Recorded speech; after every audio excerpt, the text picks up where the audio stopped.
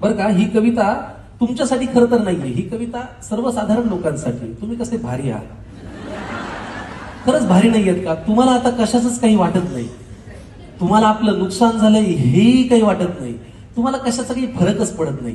ह्या कवितेमध्ये बरं का एक कुटुंब मला भेटलंय. आता ते कुटुंब, त्या कुटुंबातले जे आजोबा आहेत ना, ते त्यांचं दुःख सांगतायत. काय दुःख आहे ते ऐकून घ्या, बघा तुम्हाला आवडतंय का आणि समजून घेता येतंय का. की सगळ्यांचेच चेहरे पडलेलं एक कुटुंब मला भेटलं, सगळ्यांचेच चेहरे पडलेलं एक कुटुंब मला भेटलं, खात्या पित्या घरचं तरी दुःखीच मला वाटलं.